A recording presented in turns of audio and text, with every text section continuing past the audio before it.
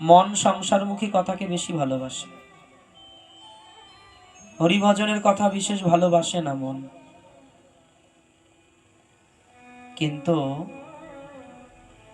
শ্রী নরোত্তম দাস ঠাকুর মহাশয় বললেন, শোনো, বললেন ভয় পেও না, ভয় পাওয়ার কোনো কিছু নেই।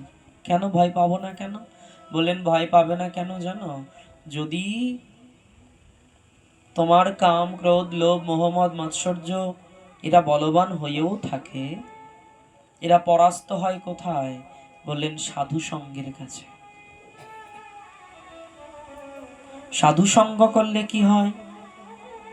সাধু সঙ্গ করলে তখন সে কারো অধীনস্থ হয়ে যায়,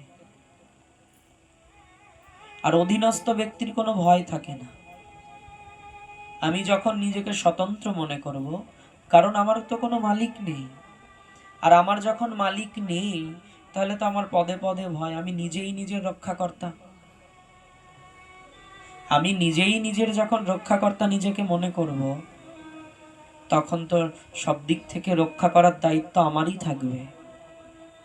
আর জাগতিক সবকিছু দায়িত্ব পালন করতে পারলেও পরমার্থিক কত কত মনোবৃত্তি আছে, সে মনোবৃত্তিকে থামানো আমার নিজের পক্ষে সম্ভব নয়।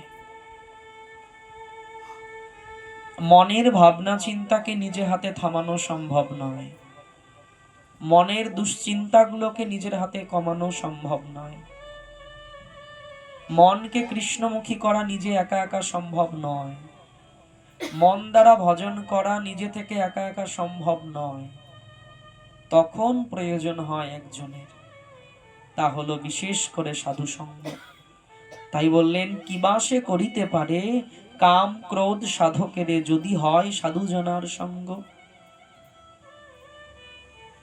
কি করবে? সাধু সঙ্গ হলে মান অহংকার অভিমান সব চূর্ণ হয়ে যায়, গৌরব থাকে না। সাধুদের মুখের বাণী শুনলে, সাধুদের গায়ের হাওয়া লাগলে, সাধুদের প্রত্যেকটা যেভাবে পথ চলে সাধুরা, সেই পথগুলো অনুসরণ করলে তখন মন কি হয়? মন মনে করে যে না, শাসনকর্তা আছে। আর যার শাসন আছে তার মন নিতাই গৌরের দিকে অবশ্যই যাবে, আর যার মনের প্রতি কোনো শাসন নেই সে নিতাই গৌরের চরণে কোনো দিন যেতে পারবে না। তাই বললেন, এই মন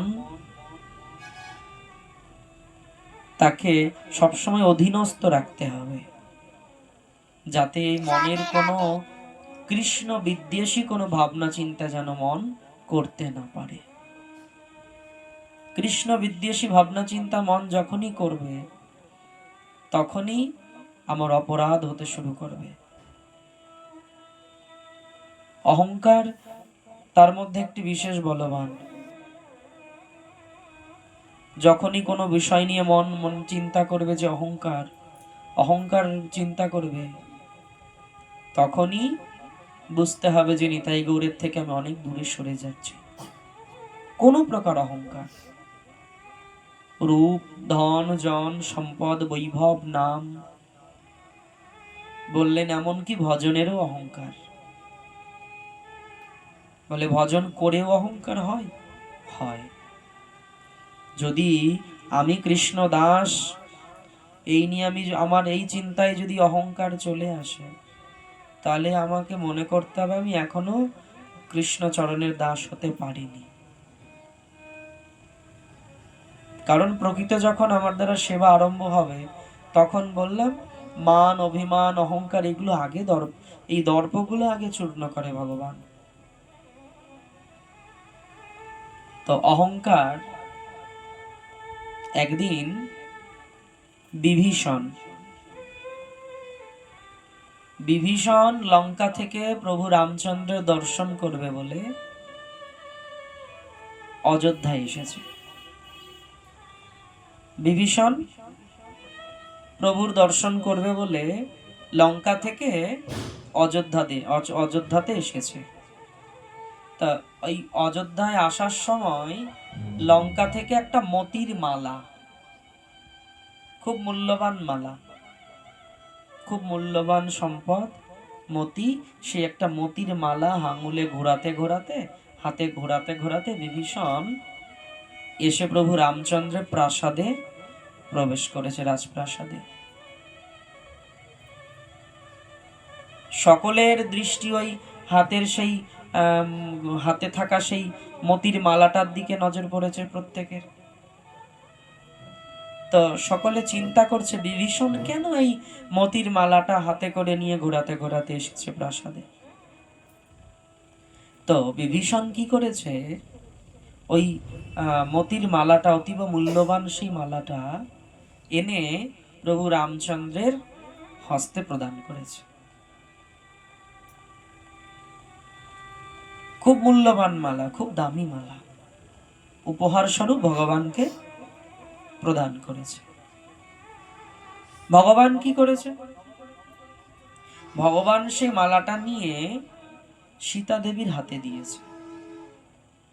সঙ্গে সঙ্গে সীতা দেবীর হাতে যখনই মালা প্রদান করলো, সীতা দেবী সেই মালা নিয়ে কি করলো, পাশে জোড়হাত করে বসে থাকা সেই হনুমানের গলায় মালাটা দিয়ে দিল।